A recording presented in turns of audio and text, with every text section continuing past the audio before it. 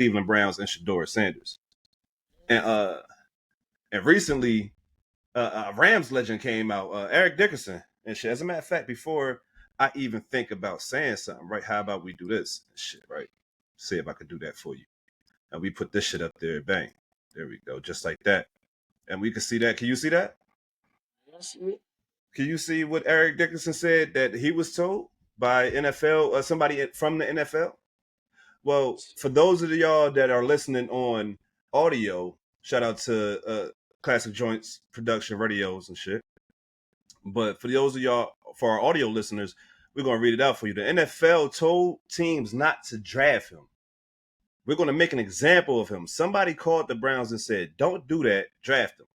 They weren't going to draft him.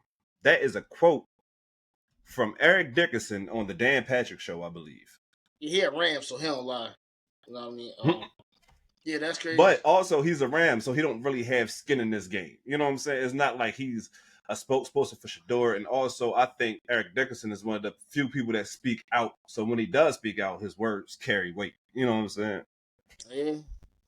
And not for nothing, man. I mean, come on, like, what's the real reasoning for not drafting him? And what did he do? I don't think he got in any kind of crazy incidents in college or No, no type he of didn't. trouble. So He didn't.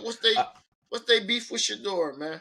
I don't think that there was. I think the beef with Shedeur is that he's overconfident, and he's a black man that's overconfident. So we got to teach him to not be Uh, confident. well, there We got you to go. teach him. You know what I'm Eric Dick. saying?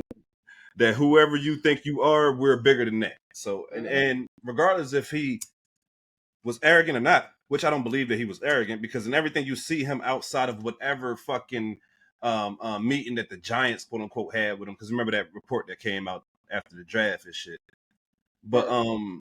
whatever meeting that was, we haven't seen that side of Shedeur in any way, shape, or form before he got into the NFL or since he's been in the NFL. So Yeah. I would like to believe that that was either an anomaly or a bold faced lie. You know what I'm saying? It definitely was a lie for sure, and it's crazy because I think the Giants were the ones that tried to put it out, Yeah, and that's crazy. Be ashamed of y'all, right. goddamn, and that's so crazy. It's like, why the hell y'all? Like, he don't even play for your team.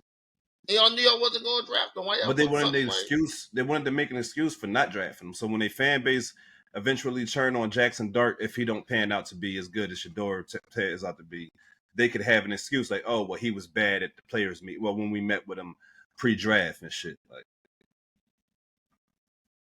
Yeah, boy, the NFL wicked game, boy, ain't tripping. they'll find a way. They'll find a way, and you know, with them owning monopolies and the media and shit is going to be even worse. Regardless of what decision you make, you're still starting a 40-year-old at quarterback. And then you got Mhm. Kenny Pickett at year two. And honestly, I think that Shedeur and Dylan might be better choices than the two people in front of him. And the only reason why I say that about Joe Flacco is just because he's fucking 40. Like, Yeah, so I mean, well, I would say I think Joe Flacco is their best option, yeah, I only mean, yeah, only because experience. experience. He's done it, and he's done it at a very high level. Mm-hmm. Where Shedeur and Dylan, they haven't been here before. You know what I mean? Of So course. they Right. still got to work some things out. You know what I mean?